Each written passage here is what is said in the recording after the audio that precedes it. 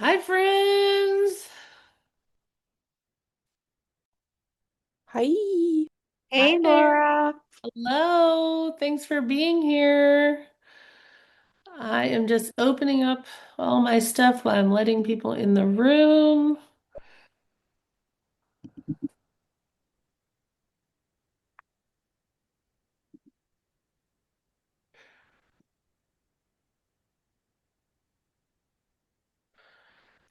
All right. How are we doing today? We are here. Awesome. Hi, Brenda. I love that picture of you. That's a Oh, great picture of you. It's thank awesome. you. Sure.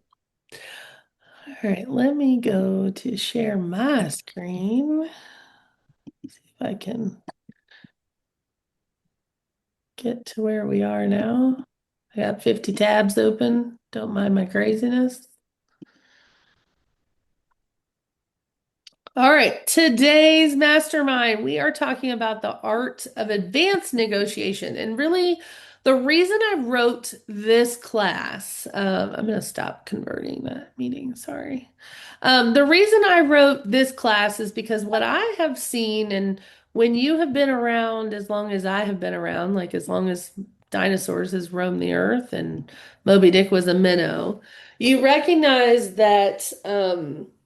Some agents who've gotten in the business in the last 2 to 5 years have never seen a changing market, right? Like they came in at a time where things were hot and heavy and things moved maybe very quickly, but they've not had to work on sharpening their skill set and the skills that they have in their toolbox are kind of limited because they got into real estate at a time where things were moving very quickly, where buyers were aplenty, where they fell kind of out of the sky. And they did not need to learn some complex negotiation skills. And what I'm noticing, there's some agents that I've been working with in the last couple of years that have actually never had to negotiate a home inspection. They've never had an appraisal come back low.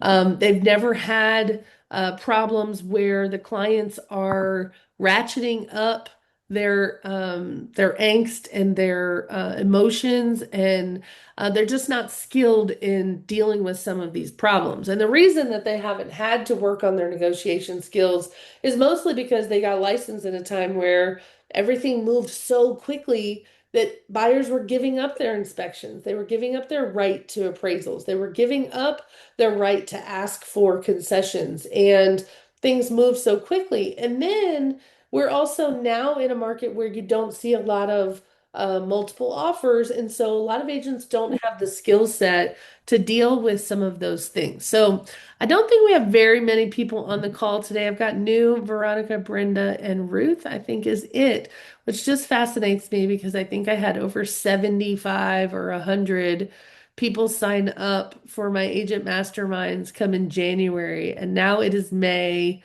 7th, and there are only four of you here. Very frustrating. They're a terrible loss. I agree, but you know what? I'm going to give you everything I got for those of you that came today because I appreciate you making the time. I agree with you that it is a huge loss to those that didn't find value in these. I wish that I had these available to me when I was first training and when I was learning. I had to figure out the hard way, and that's what I'm trying to avoid a lot of you from having to do is to learn some of these things the hard way. I'd rather you be prepared and be proactive and learn things, ahead of time so that you don't have to learn them on the fly under stress and pressure. So, we're going to talk about why you need them. So, at the end of the day, today's market is exposing weak negotiators. And what I'm noticing is that, the buyers and sellers, they think that we are basically just glorified door openers, right? They think that well, how many times have you guys ever heard, well, we bought a house and that agent didn't even find us the house. I had to find it myself. I hear that all the time. And the reality is that that's probably very true because you guys have access to the data now more so than has ever been available to the consumers before. And so, yes, it's very easy for the consumers to find the house, but that's not really where our value is. Our value is actually in making sure that the house is the right fit, that we've helped you do your due diligence and uncover any things that can be concerning to you. We're helping you negotiate the best deal for you with the terms that are the most acceptable to you and that are going to be best for what your goals are. And then on top of that, we're managing and acting as a liaison between the lender, the title company, the title attorney, even, and the other party to the transaction. And as agents, we are making sure that we are solving all the problems that come up along the way, and we're doing that from a place of experience and competence. And what I am so glad you guys are here today is because you are working on your competence, and your confidence will come from the competence that you do, the confident competence that you have. And so, when financing shifts or inspections explode, title problems appear, and buyers panic. And that's when professionals separate themselves from the masses. The agents who are going to make the most amount of money in this type of market are the ones who can foresee what's coming down the pike and can understand their role in all of it. The amateur negotiates from emotion. How many of you guys, and this is where we can have story time, have you guys worked with an agent so far and new? I know that you're brand new, so I know you don't yet, but has anybody worked with an agent so far that was like a pit bull on a bone? What I mean by that is that they were very difficult to work with. They were aggressive in nature. They were going to get a win for their client, whatever that took. And that's how they came out of the gate, fighting tooth and nail to get a win for their client when they don't even know what we were already offering or that we were already planning on allowing those things anyway. I have been across the table from that person. And even if you don't have experience there, what I'm trying to show you is the difference between what I think is an amateur and a professional. And we're going to talk about the amateur column first. It's the one that goes right on top. You guys can see my presentation, right? Or are you just seeing me? Yes. Yes, perfect. Thank you. So the amateur negotiates from emotion. And what that means is that, for example, an amateur will use language like, my client really wants this. We need this to work. My buyers are so upset. Those are emotional ties that you try to use to influence the other agent's actions, right? The goal is to convince the other side, and we are using the loss as leverage for the other agent. But at the end of the day, what is most important to the seller? They mostly care about their bottom line, the net, right? But sometimes they care about other terms more than just the price. And so a professional, their structure, their focus is not on the emotions, it's going to be on the structure. And they're going to use language that is more aligned with let's focus on solutions. Here are the cleanest paths forward. What outcome matters to your seller most? What's most important to your seller? I have agents all the time that will be writing an offer and they'll ask me for help because they're newer. And I will say, okay, what is most important to the seller? And they'll say, well, I don't know. My first question to you is, did you call the listing agent and ask them? Did you tell the listing agent you were preparing an offer? And did you ask what title company the seller preferred? What was most important to them? Is it time? Is it cash? Is it money, the sales price? Is it closing date? Is it concessions? Is it that they don't want repairs? Like what is most important to the seller? And knowing those things ahead of time means that I can be a better agent for my client by asking for things that matter less to the seller or things that are most important to my buyer and see if we can find an outcome that makes both of us happy. My goal as a professional agent is to actually solve the actual issue. I'm not trying to manipulate anyone. I'm not trying to convince anyone of anything. The issue is my buyers want this house, and how do I make that happen? And then the result is unquestionable authority. When I use language like let's suggest some cleanest paths, or let's suggest the outcome that favors both parties. That's going to mean that somebody is taking leadership here, and that's what we want to guide our clients' offer through to closing. And I'll tell you that emotional agents create emotional clients. So if you have clients that are very reactive, if you have clients that are very opinionated, you have clients that are nervous Nellies and very stressful, sometimes you sharing some facts about what's happening in the transaction could actually be causing problems for your client. There are some things that are not for your client to know. And there's some things that you should hold close to your heart or maybe keep in your back pocket, because sharing sometimes some of that information creates a problem with your client and makes them unhinged. I know in my 27-year career, I have shared things with clients once or twice that something that the other agent did to me or said to me because I was friends with my client. And just in sharing that information, now all of a sudden my client dislikes the other agent and has a bad taste in their mouth.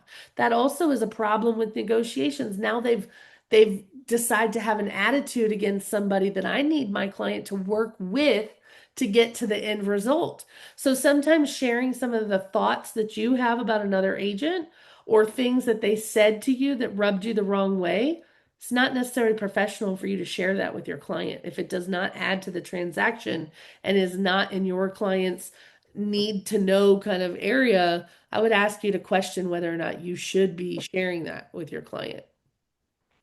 There is a physics of negotiation, and that is certainty and speed create leverage. And what I mean by that is the agent who responds first controls the narrative. Or who's holding the ball in their court, right? Fast communication, same day problem solving, and proactive updates prevent deals from dying. I will tell you that a lot of the agents that I coach and a lot of the agents that I work with all over the country, even if they're not my coaching clients, they avoid hard conversations with their clients. What that does is that creates a problem with your client. It creates a problem of trust between you and the client. And the avoidance of hard conversations sometimes causes that problem to then snowball into a bigger problem because you didn't handle it in a timely manner. So I would tell you number one is don't put off hard things. Don't put off hard conversations that your clients need to hear. The other part is that the person with the most certainty wins. Stop rambling. Stop over explaining. Stop negotiating against yourself. And what I mean by that is sometimes agents will tell too much information as an attempt to try to get their clients heard or to impact change with the listing agent, and now you've given away leverage. You've given away something that now your clients do not have the best negotiating power because you've told them too much. For example, an example of this might be, oh my God, they've already moved in visually and replaced all the furniture in the house. They've already decided which bedrooms belong to which kids. They've already decided, blah, blah, blah. When I tell the listing agent that, guess what I've done? I have hurt my clients in negotiation, even if it's subtly, even if I didn't think I was causing any harm. Sharing some of that information may not be in the best interest of my client. So just be aware of the fact that the person who responds first controls the narrative, and then the person with the most certainty wins. Do you know what your client wants and what's most important to them? What have they authorized you to offer? What have they authorized you to say, and what would they prefer you not say? Okay. Laura, Yes, ma'am. can you elaborate a little bit on that, on your last scenario? So Sure. not saying that I've done that, but Sure. you have you're trying to set your client up in a good, like they really want the house. Right. So, and you're telling them, So you yeah, can they say to the other agent, like, that this one meets all of their needs. This one checks okay. all of their boxes, right? Hmm. This Hmm. one I think is perfect for them, or they've decided this is the one, right? Hmm. I have no Yeah. problem saying that because that doesn't give away too much Detailed. information, Yeah. right? Hmm. But sometimes agents will slip and say something like, oh, this is the one that they will just die if they don't get this house, or they've authorized to go above list price on this one because that's how bad they want it, Oh. or Hmm. giving away their bottom line, which what like saying that they would be willing to go up to da da da da. Like that's not how you do that, right? Hmm. That's how you give away your client's negotiation power. You can always say that this is the right one for them, or this checks all the boxes, or we hope that this works out. But I Hmm. want you to kind of downplay. It's just like if they had video cameras out on the front porch, as you're going into the house, you would warn your client not to say too much because you don't want to give away their negotiation power, right? Yeah. It's the same Hmm. thing with us as agents. We don't want to give away too much so that they know what our cards are. We don't want to say too much so that they know how much money we're willing to throw at it or that we're willing to do X, Y, or Z. And never, ever have a pricing strategy conversation or an offer strategy conversation inside the house Hmm. where it can be Hmm. heard, right? Because a Right. lot of your offer writing is strategy, right? When I meet with a buyer to write the offer, it is not just about writing the offer that they're comfortable with. It's also about what strategies do I recommend to them to be successful. We have houses here that have been on the market 100 days, and all of a sudden they're in a multiple offer situation because buyers are coming out of the woodwork all of a sudden. So houses that sat for 100 days and now all of a sudden we have two people interested in the house at the same time. Now I have to be careful about what I say and how I say it. Am I creating a situation where my buyers have their best foot forward, right? Does that make any sense? Like, did I clear up a little bit of that example for you? Yeah, I just want to make sure that you're not giving away leverage for your client in it by like on accident, right? You're not giving away something that could hurt them. I want you to control the transactional temperature. And this is the part that I think also separates you from an amateur agent. You're being paid for emotional stability as much as strategy. And one of the things that I want you to understand is desperation. We don't make good decisions when we're desperate. And this is the other reason why, as a coach, your reaction to things, and I've watched a lot of agents come unhinged, completely crash out because this transaction, if it goes south, has catastrophic financial implications for the agent because that agent was expecting that $15,000 or $20,000 or whatever the fee is that they thought that they've earned, right? But the point is that if your pipeline is so full that if one deal fell apart, you would still be able to earn a living, you don't react emotionally that way. And you never ever, I learned this lesson the hard way. And again, I try to teach you things that you don't have to learn the hard way. But one time I was representing both the buyer and the seller. So I double-ended the transaction on a $775,000 house in Norfolk, Virginia. And I remember at the time, I was really excited to be both double ending it because I was making double the amount of money on one transaction. And from this transaction, I had decided I was going to buy an investment property with my commission. And so I was already under contract on this investment property. But I took that risk knowing that this transaction was going to close and pay me X number of dollars. Well, guess what? We hit a snag in negotiations. And there was a brief moment where the buyer was thinking about terminating the contract. And that had huge implications for me. And I made a dumb statement and I said something like, "Well, I stand to lose 20 some thousand dollars." And my seller was so offended that I said, anything about my potential $20,000 when he was standing to lose $750,000. And it put things in perspective for me because at the time I just needed my money so that I could do what I wanted to do. And I put my interest above the client's interest at that time because all I cared about was keeping the deal together, not necessarily what was the best interest for the seller and the buyer. And so I'm just trying to teach you that when we are really dependent on that money, Are we giving the best advice for the client who we are responsible for, right? Or are we putting our own needs above theirs? That was a very hard lesson for me to learn, and I'm very blessed that I didn't lose that client. It was a wake-up call that I got to say, whoa, whoa, hold on. I don't even earn my money until my client gets his.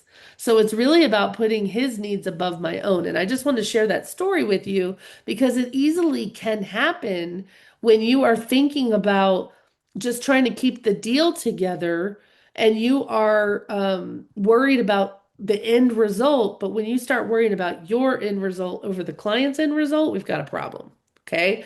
And so, what I want you to understand is that in a transaction, our clients on any given day and the agents who are involved can be hot to cold and anywhere in between on this line, right? Our job is to make sure that we don't ever negotiate from an emotional place, that we don't negotiate through long text chains. This is the other thing as a coach that I see all day long that infuriates me is that we cannot conduct real estate business through a text message. Text and emails are very easily misunderstood. There is no tone that is attached to an email or a text. It is inferred and often misunderstood and misinterpreted. And so, if things are going off the rails, if you notice that things are not going as smoothly as you would like for them to, or you're noticing that things are being misunderstood, or you notice that there's some emotions that are being triggered, I want you to remember these houses are more than sticks and bricks. They are a lifetime of savings sometimes. They are a lifetime of sacrifice sometimes. They are a single mom who has picked herself up and dusted herself off, who has just come out of the devastation of a divorce or losing a child or losing a spouse. These houses are where we bury our dogs, where we bring our babies home. They are where we make memories. And so, my job, and I know I'm on my soapbox about it, but our job is to remember that these people are relying on us to be the steady Eddie when their emotions are everywhere, right? Where they are stressed, dealing with the biggest transaction and the biggest stressor in their life right now. They're relying on us to be the emotionally stable one that is a problem solver, that is level-headed, that knows how to get where we're going, and that knows how to de-escalate situations when emotions rise high, when the momentum slows down, right? When people are making assumptions and they're having a little spout of crazy, what we want to do is move the conversation off text and immediately pick up the phone where we can hear their voice, or we go on a Zoom call or a FaceTime so I can see their face, their body language. I can help fix it, but I need you to be in control of the transactional temperature. Are you providing emotional stability or are you adding to the chaos that these clients are experiencing? The goal is not to win the argument. The goal is to preserve the transaction, to help keep the transaction moving along towards the closing table, and to help the opposing party feel successful to remove whatever friction exists. So, this is where we come to things that could be things very powerful that you could control. And that means you might have some flexible possession. Maybe the seller is their biggest concern is that they need 30 days past closing to find a house or to pack up their belongings. Or the buyer needs early possession because they have to be out of their house. But possession is something that you guys can negotiate. I do not like as a broker, I don't love early possession agreements. And I will tell you another horrible story that I had. My mom was a realtor as well. And she actually had a buyer move into a property early because they were having some credit issues or tax issues that needed to be resolved, but there was a resolution that was going to be within 30 days. And so the buyer needed a place to live, and my mom negotiated early possession for this buyer. And so the buyer moved into the property prior to closing. And guess what? An electrical fire burned the house down to the ground.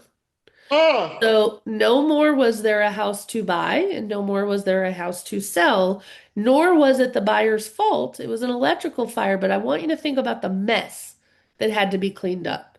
The insurance, whose insurance was responsible, right? And now how do you make the seller whole on her asset that she's now let somebody else move into that now can't buy? What a mess.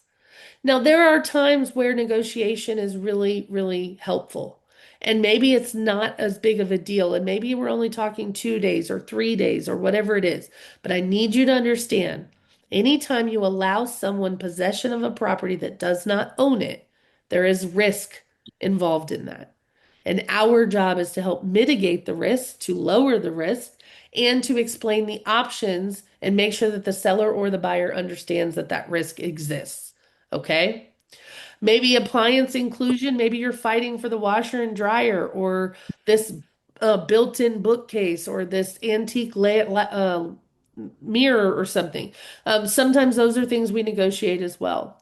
The credit repair credits, this could be things that come up on the inspection, and your power as a good negotiator might be making sure that you frame repair requests in a way that tells the other agent that, hey, no matter who buys this house, this is something that's likely going to be asked for, or something that is what I call the Fab Five. So let me back up real quick and tell you what I call the Fab Five, because home inspection negotiations are the biggest one that you guys are going to start with, and you just need to know how to navigate those.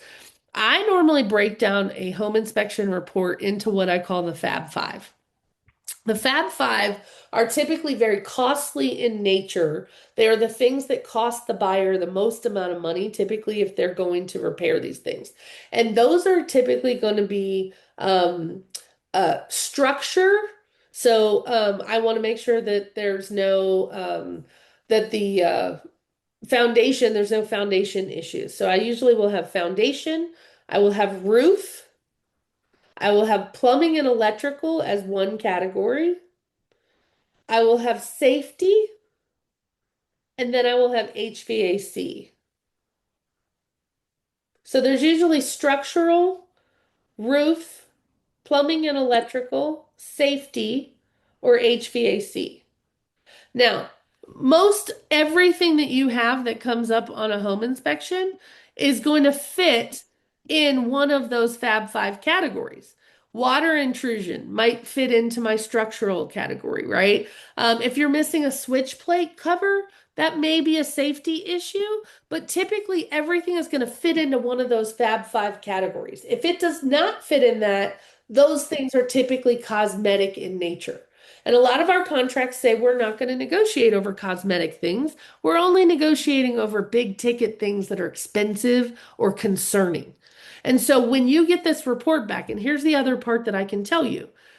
You are a great agent if you are telling your buyer what we're going to do with this report before we ever get it. We're going to tell the buyer we're going to break it down into these Fab Five categories. We're only looking for things that are expensive over a certain amount of money, or over, or only in a category that matters to us. We're not arguing over a switch plate cover that costs $2.50. That's not what we're terminating over. But we might be terminating over a crack in the foundation, or water intrusion in the basement, or wood destroying insects, or an infestation, or something like that. Or the fact that the HVAC needs to be replaced, and that's a ticket item that I don't want to spend, right? These are all things that I just want you to break the report down into Fab Five categories, and then prioritize those repairs based on what's most important to your client.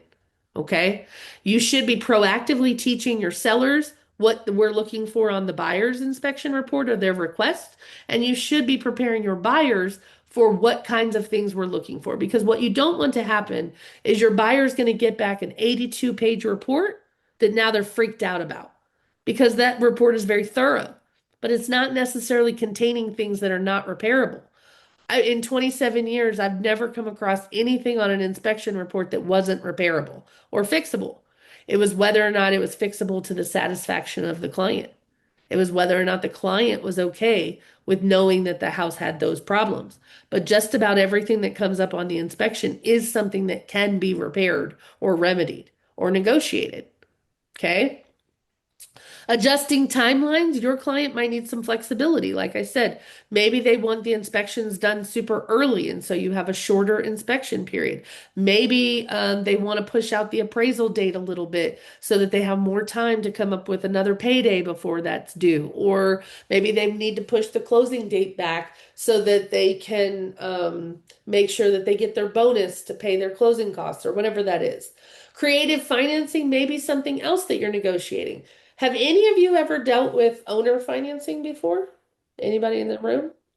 So I actually bought a house using owner financing, and that house, I'll just give you a very quick example.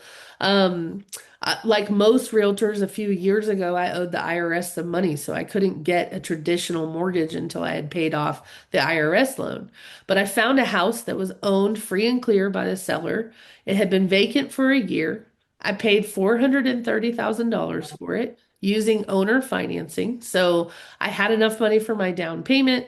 The owner held the note and we paid the mortgage payment directly to the owner over, and we had it so that we had to refinance it within 1 year. So within that year, I could get a regular mortgage, I could pay off my tax, and I was able to buy the house a year early and start building equity a year early in the property because that seller was willing to take the note and hold the note for us. Well, fast forward 3 years, we bought this house for 430 and we put $250,000 into it and I turned around and sold it for 1.3 million. So the point is that I was able to leverage owner financing and I negotiated that to be able to buy a house without having to have a traditional mortgage, right? I still owned the property. I was creating equity from the day that we closed on it. The only difference is the mortgage company was the private owner and not Bank of America. So these are things that you will learn over time that these are options. If you ever have somebody who needs a short-term solution, but they can buy, but maybe they need a little bit more time. Think about people who have only been on their job like a year and a half, and the mortgage company wants 2 years at their job. That may allow these types of situations may allow for that. Or somebody who has a big cash settlement coming in 6 months or whatever, and they will be able to refinance later down the line or pay it off. Maybe some seller financing is an option for you. Ruth, what were you going to say? Yeah, no, that's a really good story because I don't know if I mean, I assume it varies state by state, like everything else, but in Minnesota, there's a lot of, they call it contract for deed. Yeah. And I haven't personally dealt with it, but a lot of times, there's like cabin country up Hmm. north, and Yep. there's mo many of them are seasonal homes, and usually seasonal homes don't qualify for Yep. traditional mortgage. However, I have always been super leery of it because the way that I understand it is, like with a bank, you're late on your mortgage payment and there's all of these regulations that the bank has to follow before they take your house back, Yeah. if they do. And Right. whereas contract for deed, like if you're late, they can take back the house and you lose all the equity. And like, so Yeah. basically the owner finance, it's good if you feel really confident about how you're able to like Yes. do what you did. But if Yep. if because a lot of times too, these people are entering into the contract not for a year or a few years, like that's like 15 years or Oh, something like yeah. that. So anyhow, I was just curious what your thoughts were about that or about ta having the buyer talk to a lender about like I mean, I think arms are pretty Yeah. scary, but they can be Yeah. useful in a situation like you're talking about. So I'll Well, stop they can be talking now. very useful for people who have projected income increases for sure. They know that they're going to make more money in a year or 2 years because they're in a training program or there's tons of things like that. I will say this, that I entered into that agreement just in my own personal story. I did have to take on a risk because if I did not meet my end of the bargain, unlike a mortgage company, that seller could foreclose on me a whole lot easier than a bank can. And so it is riskier, but it's also gives somebody an option to take advantage of the market faster or to be able to buy something faster, but using just creative financing. So I would say that you can mitigate some of the risk for the buyer. If you're representing the buyer and you're doing seller financing, it could be a great way, like you said, for properties that are not easy to get a traditional mortgage on it. Find some that are owned free and clear. Those owners might want the monthly payment and the income instead of they don't really care. They just like the cash coming in every month as long as it's coming in.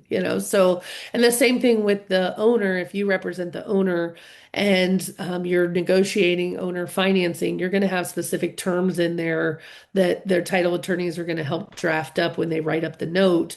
Like what happens when they're late, what does the eviction process look like? Those things are all going to be spelled out in a regular note and deed of trust. The only difference is that the owner's name is the lien holder, not the mortgage company. But you could treat them just the same. It's just your mortgage is coming from a non-traditional place. That's all. Someone else is just holding the note. But don't be afraid of them, is my point. There are creative financing solutions. There are lots of people with money that love to make money off of their money. So there are people that are non-traditional lenders that will lend shorter terms. And there's also the option of seller financing. I have a lot right now that is for sale that is owned free and clear. I will tell you that that is one of the biggest things I look for in terms of seller financing. If I'm going to ask the seller to finance anything, I typically look for properties that have no mortgage on them, that they're already paid off, because that's a lot easier for the seller to hold the note than obviously if it's paid off. But don't be afraid of them. You can always find people that can help you craft the language or can help you really to structure that kind of thing. Just remember that it exists as an option for you in the event that your client doesn't qualify for a traditional mortgage. Okay. There's always hard money lenders, there's seller financing, there's splits, there's all kinds of things that you can do to help make that happen. You just have to be creative, and that's why you have to have a toolbox full of information so that when this situation shows up, you can say, hey, I think I know how to deal with that, right? A complex deal diagnostic matrix I gave you guys is like, okay, so we do an inspection on the house, we get back a terrible report that's like 89 pages. Your client is freaking out. They're already saying, I'm not sure if this house is for us. Maybe they're a first-time home buyer and they are scared. The professional person is going to isolate the safety issues. They might even get estimates from contractors for the items that are the most important to the buyer. You definitely want to break that report down into the Fab Five and categorize them and prioritize the most expensive repairs down to the cheapest and see which ones are the most important to the client. This is where I also ask my client, are you handy? Do you guys mind screwing a screwdriver yourself, or are you the person that pays everybody to do everything for you? I need to know that so that I can also help identify what's one. I also usually will tell my clients that's one day with a handyman. That's one day with a handyman. And sometimes I'll even say, hey, I'm going to send my handyman to fix 75% of this as my gift to you. Sometimes if I know what it costs to fix it, or maybe I'll just say, hey, this is something you can hire my handyman for about 4 hours. He could knock all this out. And then it de-escalates kind of the fear for them and knowing that it is something that's easily fixed. But don't forget that you can always get quotes or estimates on what things cost. If your client is scary about a specific repair, you can always get estimates to have those in hand to help you with the negotiations as well. I usually, when I ask for money in lieu of repair, I will always couple that with an estimate so that they know what I'm asking, why I'm asking for the amount that I am. It's based on the estimates that we have, and that's what it's going to cost to repair them. The appraisal, we're seeing more and more appraisals coming in low. I just had one of my coaching clients yesterday have one that came in 15 grand low. And there were all kinds of problems with the appraisal. Some of you have never had a low appraisal come back before, and so you're not sure yet what to do with it. So I will tell you, when the appraisal comes back low, one thing you need to understand is that a buyer cannot get a loan for more than what the house appraises for if it's contingent on an appraisal. And so if the appraisal comes back $15,000 low, that could impact the loan amount that the buyer gets And that could mean that the seller either has to reduce the price or the buyer has to pay cash to make up the difference between the two. Most buyers are not going to want to do that because if the bank says the house is only worth this, why would you pay cash above what the bank says it's worth? You're paying the difference in cash. So that's hard to convince a client to do. But a professional negotiator would sometimes force the seller to reduce the price or threaten to walk away. Sometimes you can split the gap creatively where you might be able to reduce the closing costs or reduce the compensation so that there's enough money to pay the gap. Sometimes you can contest the whole appraisal itself and you kick it back to the appraiser and say, hey, these are the comps that you used, and here's what I think is wrong with all of those. I will tell you, my agent that had the $15,000 shortfall, they found out that the appraiser used comps that were more than 15 miles away. All of the comps had gravel driveways and the subject property was paved. They had a bedroom and a bathroom more than all of the subject properties. The square footage was off by more than 400 square feet. So there were a lot of things that they could kick it back to the appraiser and say, hey, we just feel like these comps weren't appropriate for this property. Sometimes you'll kick it back to the appraiser and they like to lead by their ego and they get their feelings hurt and they will not correct their appraisal. And so sometimes you have to work with the lender to figure out what solutions do we have when an appraisal comes back low. Have any of you guys ever dealt with a low appraisal? You ever had one that came back lower? I have not. Okay. Brenda's shaking her head no too.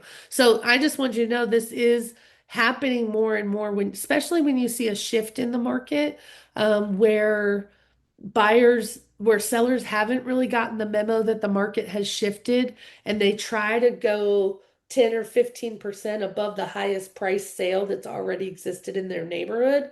Then they get a buyer who's interested in buying it at that price, but the comps don't support that price. And that's when the appraisal is going to come back low.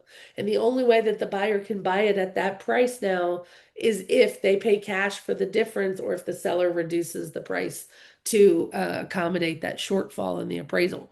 What I want you to understand is that anytime an appraisal comes back low, your first inclination as a buyer's agent is probably to freak out and say, "Oh God, what do I do?" And you also are afraid to call your client because now you have to call the client and say, "Hey, the bank says the house is not worth as much as we were willing to pay for it. So now what?"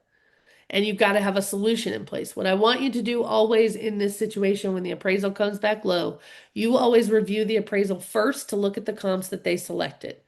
I also coach my agents that if you are the listing agent, you should always have an appraisal packet ready for when the appraiser comes. You've already shown the comps that you use to price the house. You have a list of upgrades and features that the property has.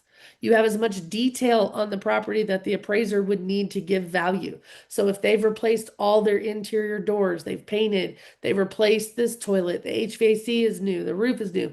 You want to give the appraiser all of that information so that he or she can do their job easier. This also will help sometimes by kind of leading the appraiser in the direction that you want them to go instead of being reactive to a shortfall appraisal. Ruth, hit me with your question. Can you tell me how I have never heard this tip. Okay, So how good. would you provide the appraiser with this list that you're talking So about? typically, if you're the listing agent, the appraiser is always going to reach out to you to schedule the appraisal. So you usually have their contact information when that appraisal has been scheduled. A lot of times when I'm making the appointment, I will always ask for an email address for the appraiser at the same time, and then I will turn around and send what I call an appraisal packet to the appraiser. The appraisal packet is always going to have the MLS sheet itself that has the information about the listing. It has a list of upgrades and renovations or repairs that my client has made to the house over time.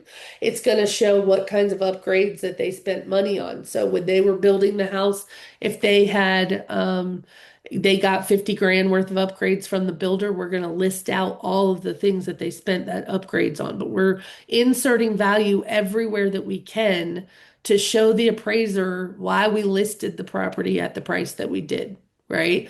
We're trying to add value to that list price. I'm also in that appraiser packet going to give them a list of comps that I used to price the property. So when I did my CMA, I'm pulling 5 or 6 comps that are within, and this is my parameter that I was taught, plus or minus 300 square feet of my house, my listing, and plus or minus 5 years. And I try to stay within 3 miles of the subject property. And so what I teach people is you do the smallest concentric circle you can, the closest to the subject property, and then you move your way out. So you want within 300 square feet of the square footage of the subject. You want within 5 years of the year built and within 3 miles of location. I typically stay within the same subdivision first, and then I will go out to the same high school. That's going to be a bigger district, the high school is. I might go and bring that in a little smaller and go the same elementary school because your elementary school districts are smaller than your high school districts. And then from there, I might go same zip code. So same subdivision, same elementary school, same zip code. And if I'm not finding any comps within that criteria, that's when I'm going to start adjusting and go out. Does that make sense? Yes, yes, it does make sense. Okay. Thank you. So you're just going to put that packet together and you can either leave it on the counter in the house or you can email it directly to the appraiser to have that as backup. And what you're doing is you're trying to influence them, yes, but you're also trying to help them do their job easier. So if I can provide them with a list of upgrades and renovations and things that justify my price, and I'm showing them the comps that I used to price my property, if those comps are within the guidelines that an appraiser should use, often I'm helping them choose the comps that are going to ultimately be on their appraisal. That way I don't have wackadoo listings that have nothing to do with mine. And sometimes you'll get those from an appraiser where they're like, why did they pick this one? Well, because they were struggling to find other comps. So sometimes I can help them with that. Okay. But any other questions on a low appraisal? You're Yeah, I mean, always going to want to go ahead. no, I'm sorry. I thought you couldn't go out that far, 3 miles, but I guess so if you can't find Right. It comps depends within the on what it mile. is. Yeah. If you're doing a condo or a townhouse, you have to stay within the subdivision and you're not going to be able Hmm. to go outside of that subdivision. If it's a single Hmm. family home, the mileage is going to be dependent upon the underwriters of the bank Hmm. that ordered the appraisal because they're all going to have different guidelines about what they'll accept and what they won't. You want to stay as close as you possibly can to the subject area in the same Hmm. subdivision if you can. But sometimes we don't have any sales in that same subdivision. And so we have to go out a little further from the subdivision, or maybe we have to go out 4 months instead of 3 months. Right. Hmm. But we Hmm. definitely want to say keep the same year. We ideally want within the last 3 months to be on the appraisal. And sometimes they don't have any sales they have sales that are more than 6 months old and they have to get approval to use those. So it Hmm. just depends on what you're comparing. If it's a condo or a townhouse, you're going to have to stay in the same subdivision. If it's Hmm. not, you can go outside the subdivision, but you want to try to keep it under 3 miles for sure. And you ideally would like to keep it with under 1 mile if you can, but sometimes you can't and you have to widen the circle. Okay. At the end of the Hmm. day, when your appraisal comes in low, your first call needs to be to the lender. And your first thing needs to be looking over the appraisal to find errors so that you can find out, okay, why did this come in low? Were there mistakes made? I've had appraisers that pulled the wrong school district that said that the house was in a totally different zip code or subdivision. That affected the value. I've had appraisers who were not really familiar with that county and put on there that that county was in decline when there was a 4 month shortage of houses in that county. So you just are looking for erroneous things in the appraisal that you could bring to the lender's attention. Like I said, some of these appraisers are going to be very proud of the work that they do. They're not going to want to edit their appraisal, and some of them will work with you if you provide them the comps. They're happy to look at them and see if they're better, and they don't mind swapping it out. You just don't know what you're going to get. And at the end of the day, all you can try to do is be better prepared and be more proactive on the front end. Sometimes you're going to have deals that come up with title issues. That may be that there's a lien on the property. It could be that somebody died and didn't sign off on the title or the deed correctly. Um, I want you to over communicate in situations like this and get your legal people involved early in the process. This is where I just had a client that was supposed to close on Monday, that the seller actually did not have clean title for the property, and that had to be delayed. And so now what we did is we got the title attorneys involved very early on in the process to make sure that they could identify who the heirs are, that they had time to notify them, that they could get those signed off so that a title policy could be issued on the property. And so, I have also been the negotiator when there have been medical liens or contractors' liens on the property. So let's say somebody hired a contractor to do work for them and then they didn't pay them, and the contractor went and put a lien on the property.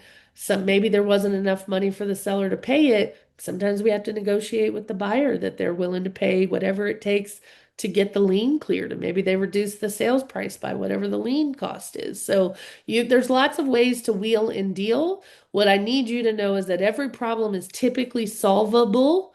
It may just need time. And your job is to put on the level-headed thinking cap that says, okay, we've hit a snag. And what I want you to understand is that you're going to have speed bumps in a real estate transaction, and you may have a roadblock. Very rarely in 27 years have I ever had a roadblock. Most of them were speed bumps that I had to find a way around, or I had to slow down, or we needed some more time to resolve. But very rarely were they actually roadblocks. And your job is to, before you get the client involved, you already have a solution in place, or you know of a solution to remedy it. And you want to be the level-headed person that's going to walk them through how to do the damage control. Multiple offers, you guys are not seeing as often, but we are still seeing in some areas and in some price ranges in my markets. And what we want to do, a proactive or a professional agent will actually engineer terms for your client that mitigate the risk. So anytime you're in a multiple offer situation, it's not necessarily about the price, but necessarily the other terms that you have to play with. So do you have the ability to shorten the inspection gap? Do you want to give an appraisal gap and guarantee the money for the sales price in case the appraisal comes in low? Do you want to make the inspection pass fail only so that your seller knows that you're not going to be asking for ridiculous repairs, or maybe you cap off the amount that you're going to ask for repairs up to $10,000 or something. But any way that you can mitigate risk to the seller is going to improve your client's chance of getting that offer accepted. Okay. We talked about this already. Don't negotiate emotionally from a 70-page inspection report. Break that report down into Fab 5 and talk about what that looks like. Get estimates if you need to. We're bridging the low appraisal. This is where the bank says it's worth. Here's what the buyer's willing to pay for it. And somewhere in between is the appraisal. And we have to make sure that the comps that come back on the appraisal are in line with the subject property. We want to make sure that seller concessions are considered. We sometimes need to split the gap between the two. Sometimes the buyer has to absorb the gap. Sometimes the seller will reduce the price. And then we also want to explore any alternatives or financing restructuring. I have had lenders that have also been able to restructure the loan at the last minute that did not require the same amount of money as the gap was. So sometimes there are creative solutions that the lender can come up to. And that's where I said that's why you need to call the lender first if you get a low appraisal. Leading through legal and title complexity. Like I said, if there are liens on the property, you want to involve the attorneys as quickly as possible so that they can get those fixed. Some probate issues may take 30, 60, 90 days. So you will need to make sure that your sellers who own the property actually have the ability to transfer title and ownership of that property. You want to communicate timelines so that silence in the absence of communication breeds assumption. And the absence of communication means people are making assumptions about what you're doing or not doing. The more you can communicate about where you are in the process is going to help keep people on the rails and in the cart headed towards closing. Okay. Your job is to calm people through factual updates and to get updates as often as you possibly can to get through the closing table.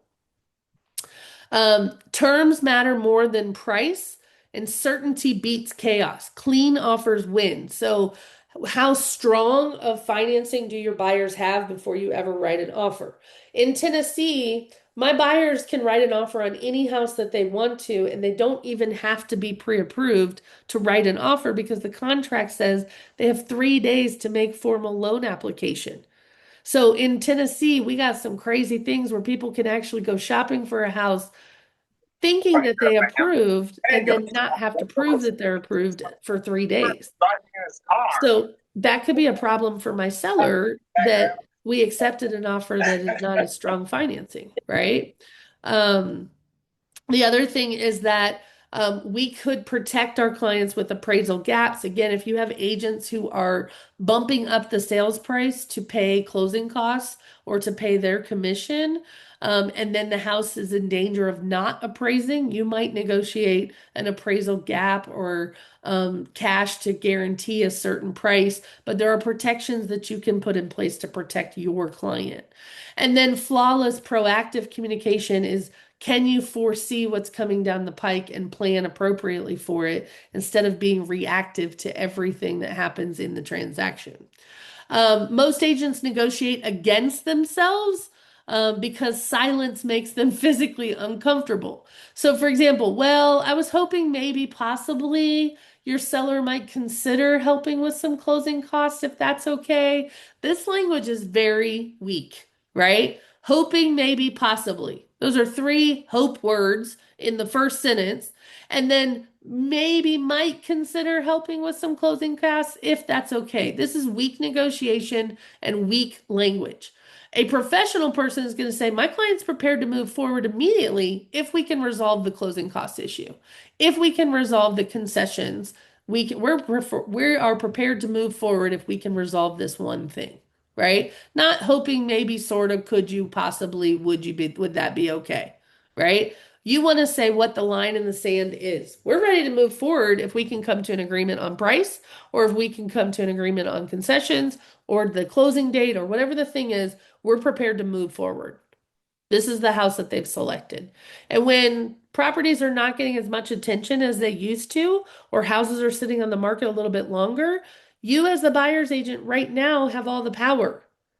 You have all of the negotiation power unless you're in a multiple offer situation. So use your negotiation to your benefit. State the required terms clearly and let the silence do the heavy lifting. Most agents spend too much time filling that silence with talking, and they've given away too much information and not let the people really think about what you just said. You're just continuing to talk, right? Um, the concept is strong negotiators simplify chaos by boxing a problem into controlled, selectable options. So, for example, if there's a problem that shows up here, I'm always going to frame it with solutions and giving options and then letting my client decide for them what is the best route. I don't make decisions on their behalf. That is not our job. My job is to present every offer to them that I receive. But with those offers, I'm going to present options of ways that they could get closer to what it is that they want, whether that's price or terms. Okay. Never give multiple concessions at once. So if you solve an issue, you gain an advantage. You want to preserve the leverage that you have. If you have the advantage, this is not the time where you ask for five or six things at one time, or you give away more than you have to. Every time you give an inch, you must simultaneously secure a structural advantage to maintain the balance of power. And what that means is if I'm giving up something, I'm usually getting something that's more important to me in the long run. Maybe that's a more qualified buyer. Maybe that's a better closing date. Maybe that is less concessions. Maybe that is less contingencies, whatever that is. But wherever I solve a problem, I'm typically going to control something in the transaction by giving something in exchange. So that may be, for an example, if you're wondering what that looks like in application, that could be that my lender offers a buy down credit with financing through them. You guys look at that as just an incentive for the buyer, but it is also an incentive for me that if I can control who the lender is and I know that this lender doesn't lie, that this lender is honest, that their rates are decent, that they don't pack a bunch of junk fees and they don't issue approvals for people that are not approved, I'm now controlling a part of the transaction that I typically wouldn't have control over. But I am using my influence to help them control the situation. So I'm trusting and relying on my lenders to give a credit to this buyer if they use them for financing, but I know if they use them for financing that their approval, when they say that they're approved, that that means that they're approved, that they're not submitting a lender approval letter that doesn't mean anything because they haven't submitted any documentation, right? We also, the other part about negotiation is reminding people what their goals are, right? So helping clients visualize the final success to de-escalate their current emotional reaction. One time I had a seller who was going to cancel the whole deal over a $179 fire pit in the backyard. Right? So obviously, I'm not going to let my client cancel the whole deal over a $180 fire pit. I would have just bought him a fire pit to make the whole thing go away. But the thing was is that he hung on to that fire pit because he felt like he was being taken advantage of in all the other areas. They asked for price reductions. They asked for ridiculous repairs. They asked for concessions. They asked for my fee. They were asking for everything under the sun. And then when it came to the fire pit, it was just like the straw that broke the camel's back. He felt like he had been giving and giving and giving and giving, and that was just one last thing for them to take. And so the reality is how I de-escalated that with him was reminding him, listen, let's not let this $180 fire pit get in the way of you walking away with your 400,000, right? It's making sure that they're staying focused on the end result and the end goal. And the end goal is to sell their house with and we're already through this process with a client so far that we don't want to have to start all over again. So sometimes you have to remind them where they are in the process and that they may need to give a little to get what they're wanting, right?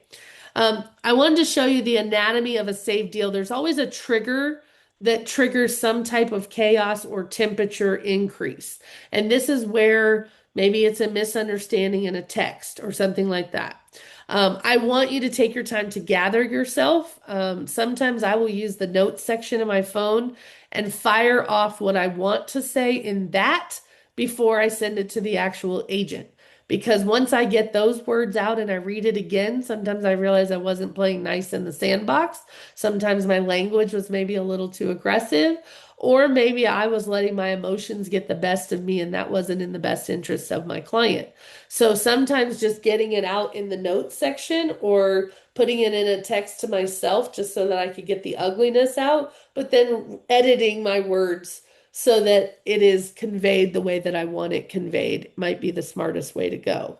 I want you to deploy the framing technique and present the client with 2 to 3 structured paths forward. Remember, every problem has a solution, and your job is to offer them options and let them to decide what is the best option for them. This is kind of like a rate yourself on 1 to 10 on the axis below to find your structural gaps in your game. So, where are you on a scale of 1 to 10 of staying calm during conflict? Put it in the chat for me. If let's just share with each other what number of 1 to 10, how would you rate yourself in staying calm during conflict? What number would you give yourself? Put it in the chat.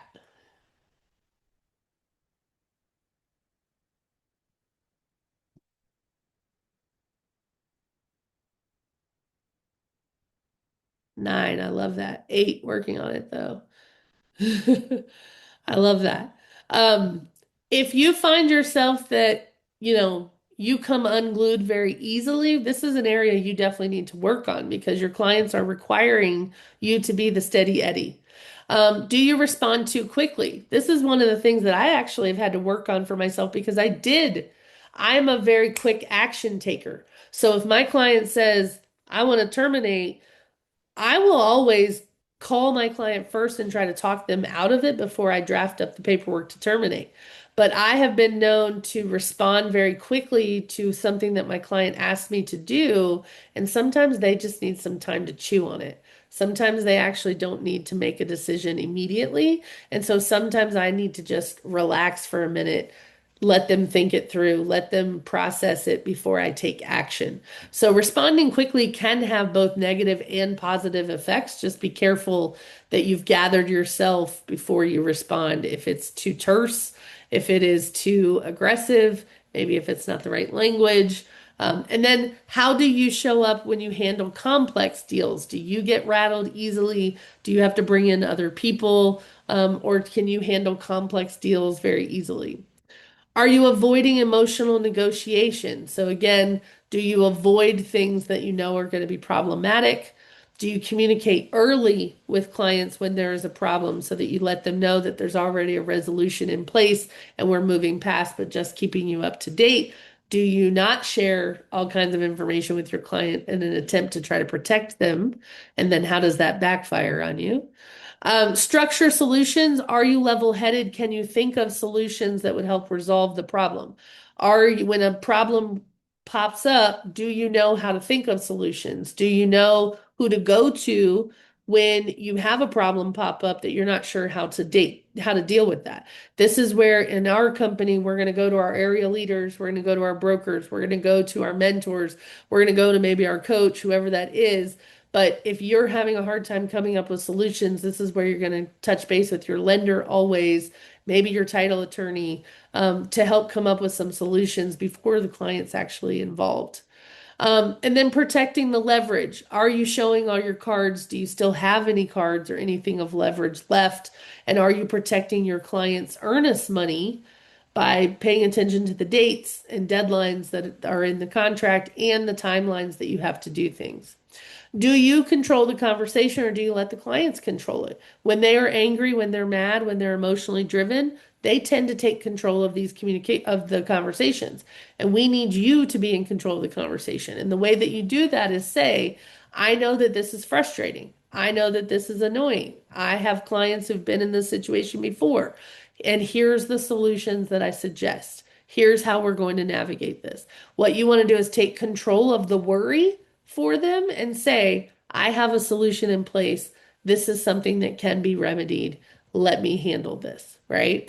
And do you have skills to de-escalate clients? This is one of the things that I can tell as a coach right away when agents first get into real estate. I can tell whether or not they're going to be successful based on their ability to remain calm when they're frazzled. So when the client's yelling at them or sending ugly emails or even talking disrespectfully to them, do they respond in kind? Do they control the conversation and bring it back to facts? So for example, I have one of my coaching clients recently that was quite upset with a situation. They actually got fired from a listing. And the seller client was quite attackful, was quite disrespectful, accused the agent of doing nothing. And our first inclination, our first agenda is to always defend ourselves and say, well, wait, let me explain to you what I did. Let me tell you all the things I've done to get this house sold. And your goal is to try to defend, defend, defend, which is not even being heard by the clients at all. And so I want to know, do you know how to de-escalate them when they are attacking you? Do you respond in kind? Are you ugly back to them?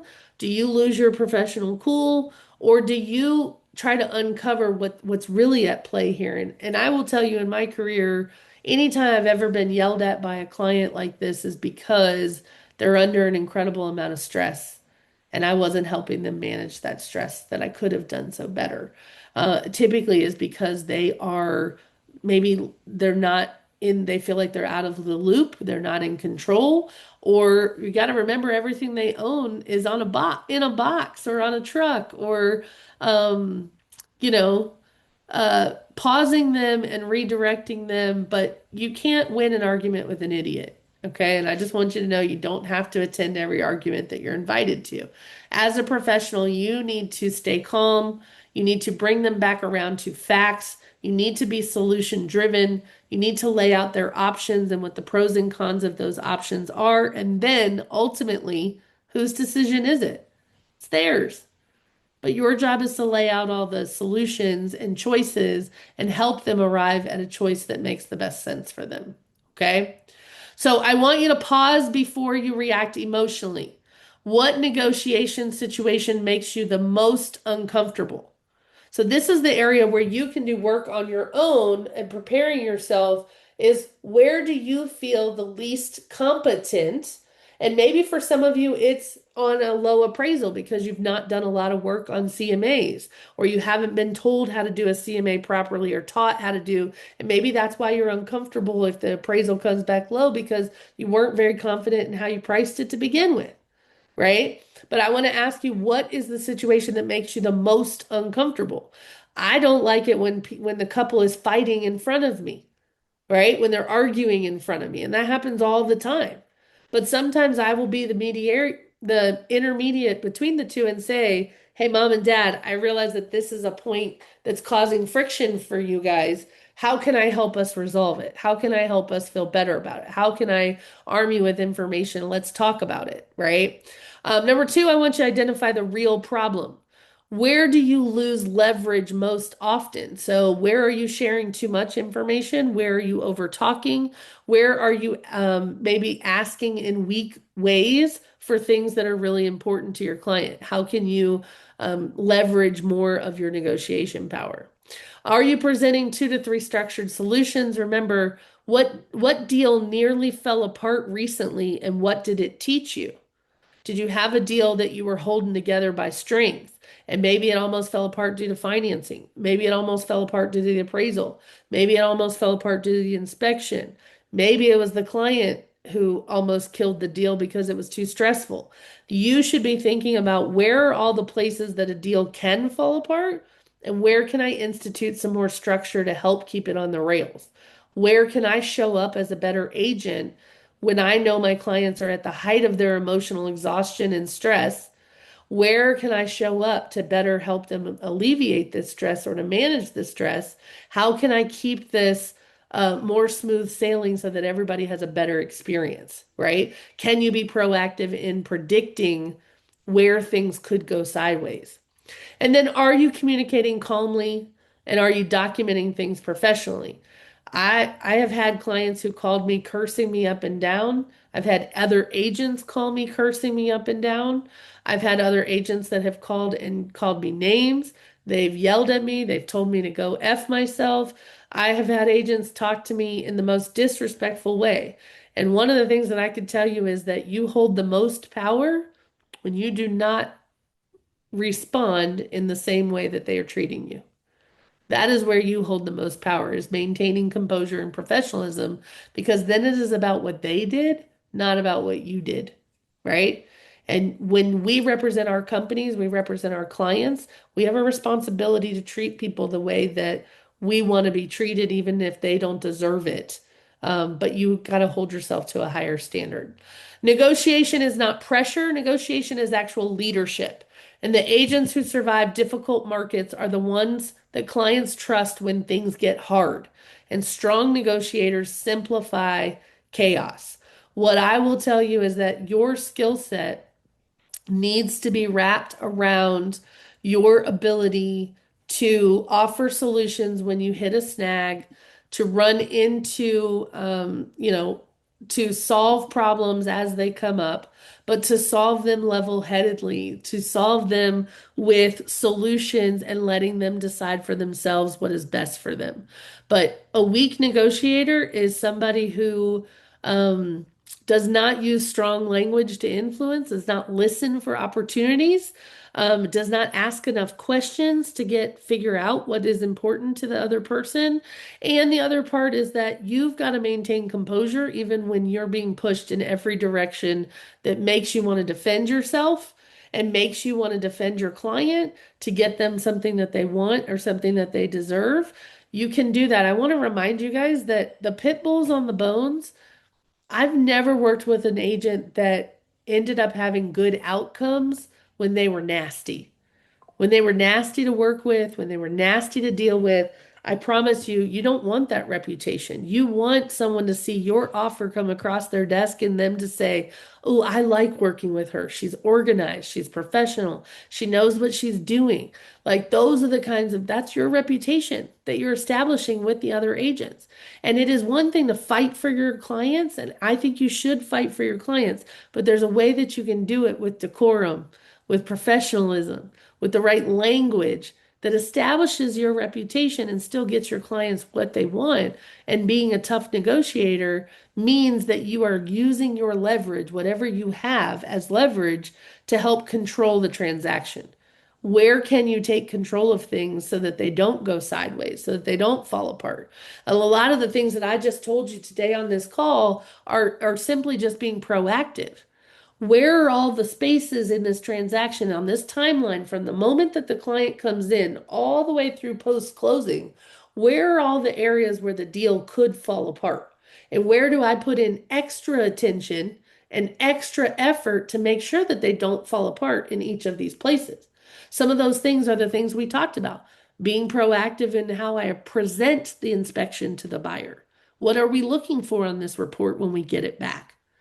What kinds of things are you worried about are going to come up on the report that would cause you to terminate? How do we feel about the appraisal process? Have we gotten insurance quotes? Have we done the work that's required to get our credit where it needs to be so that we can get approved for our loan, right? These are all proactive things that you can do that are going to help you cross every roadblock that you come across or every speed bump that you come across. If you are proactive, you're going to have all these things in place that are going to be easy for you to circumvent all of these problems that may come up. Does that make sense? All right, biggest takeaway, if you would, something you learned in this call today that you're going to take with you. I really love that appraisal um tip. I mean, like it was all really good, Yeah, by the way. good. Thank you so much Yeah, for all of sure. it. But yeah, the appraisal packet was that was Yeah. great. Yeah. And that's just proactively providing the appraiser with information that you want them to have so that your appraisal comes back closer to list price if you can help it, right? That's really what it's about, is how can I give this appraiser information that I think will help guide them to the amount that I want that appraisal to come back at. Okay. So especially if you're bumping up the price to include closing costs or something, you may need to help that appraiser out with finding comps that you like. Well, and Now, I like you will tell you, said, we have a market where there are multiples still happening and whatnot. yep, And so, the it hasn't happened to me this season, but other yeah. agents in my brokerage have had it happen where they didn't appraise. They Yep. listed it at the proper price. Yep. But then But they bumped up. Yep. yeah. Yeah. And that's the part that I just want you to be aware of. It's not typically, you don't have to worry about it as much, except for if the listing agent overpriced the house grossly to begin with, right? Because that does happen sometimes where a house is perfect, it is a unicorn, and it's already priced kind of high because of its condition or location. And it's going to create a feeding frenzy. And you already know it's just there's going to be multiple offers because it's in one of these incredible neighborhoods. But the way that you can kind of mitigate that risk is to have an appraisal packet for the appraiser, if you're the listing agent, to kind of help support the price. And that's the other thing, is that if we're the buyer's agent, a lot of times we don't do this step because we lean on the listing agent to have priced it properly. But let me ask you a question. If you're the buyer's agent and it doesn't appraise for the sales price, are you really helping your client get what they need or what they want? Right? I love that New said her biggest takeaway was learning to put the client's interest first rather than thinking about your commission, which I 100%, it's a lesson I had to learn the hard way. And it was just out of desperation that I needed that money for something else. And you always start thinking about, and because we don't get paid for 30 or 60 days sometimes, that, we start to put a lot of pressure on ourselves to produce income. And when that income is in jeopardy, we panic. and we freak out. And what I'm trying to tell you is that you cannot put your own interests above the clients. And remember, they have a goal too. And some of these people are living in a motel while they're waiting to close on their house. Some of their people, their stuff is on a moving truck. Some of these people are living in an apartment or living with mom, and every day living with mom is taking years off their life. Like you don't know what they're going through. But I'm just reminding you that, we've got to be gentler with our clients and make sure that we understand what the outcome is for them. If this closing gets delayed, what could happen? What could go wrong? If you've ever had a buyer on a Friday, this is why I don't pick Friday closing dates, because I've had buyers with their stuff on a U-Haul and the loan didn't actually fund until Monday, which means they didn't get possession until Monday. And all of their stuff was in a moving truck and they had to pay for storage for 3 days for it. And that cost them thousands of dollars. So you learn along the way things that could cost your clients a lot of money, and you figure out, how do I avoid problems like this? Well, I can avoid that problem by closing on a Tuesday or a Thursday because now my people are not stranded over a weekend, right? We can talk about things for one day, but that's different. Or I've learned, just if it is on a Friday, that we close first thing in the morning and that we guarantee it funds and that they're going to get possession that day, so that they're not sitting with their stuff on a moving truck. But I know agents who don't even bother asking their clients what their moving plans are. So they have no way to help them navigate that if they're not even asking those kinds of questions. So it's about asking better questions, better preparing your clients for what is going to happen at this stage in this stage in the transaction, of mitigating whatever risks could come up and derail the transaction. But to be a better negotiator, you have to find out what's more important. What is the most important thing to your client? What do they want them to fight for you for? Right? Why are they hiring you? They don't need you just to open the door. They need you to structure a good deal for them, to help them negotiate the terms of the contract that are a win for them. And so you've got to step up to do that. And the only way you can be the best negotiator you can is by asking more questions and using stronger language that gets across what your client wants and needs, not maybe could you possibly consider. No, here's what we're prepared to do if you will do this. Is our offer structured this way because for them, the most important thing is this possession or the closing date or the closing costs or whatever it is. It's, are you positioning what's most important to your client? And then are you holding firm on that, or are you talking too much and giving away too much information that they're going to use against you? Right? So I'm really grateful that you guys showed up today. I do have a workbook that goes with this course. I will send it to you guys. Ruth, I think we're connected. I'm not 100% sure, but I'm going to give you my cell phone number. If you guys will, I already got you, Brenda and New. I will send it to you. But Ruth, if you will text me your email address, I'll make sure I Oh, send that to you. sure. My number is 615. Oops, wait a minute. I'm not ready. Hold on. It's okay. I'm so sorry. No, no. Let me just pull up my little notes app here. I'm sorry, 615 Yes, 507 507 0481. 0481. Got it. Yep. And Okay. if you just text me your email address, I'll send you the workbook that corresponds with this mastermind. Okay. And that has the Fab Five. Yes, it will have that information in there as Cool. well. Yep, you got it. All right. Anything else for me today? This was No, just beautiful. that was great. Thanks for being here. I appreciate you. We have these every single month. They're always the first Thursday of every month at 1 o'clock Eastern. You are always welcome to invite other agents. These are free and open to any agent anywhere in the country. Use them as a resource to help you with agent attraction, or just to invite a friend that you think could benefit from the information. They are always recorded. They always are on my YouTube channel after, usually within 24 hours of the event. But join us next month on the first Thursday at 1 o'clock, where we will talk about something else. But in the meantime, if I can be of any help to you, let me know, and I will email you out the workbook that corresponds with this video. And I'm glad that you were here. Super happy to see you, Brenda. Thank Thank you. you. Thank you, Ruth, for Bye, everybody. participating. Thanks, New, for being here. Appreciate it. And I saw Veronica was here too. Thank you guys, and I'll be in touch with you soon. See you All soon. right. Thanks for being here. Bye. Thanks, dear. Bye.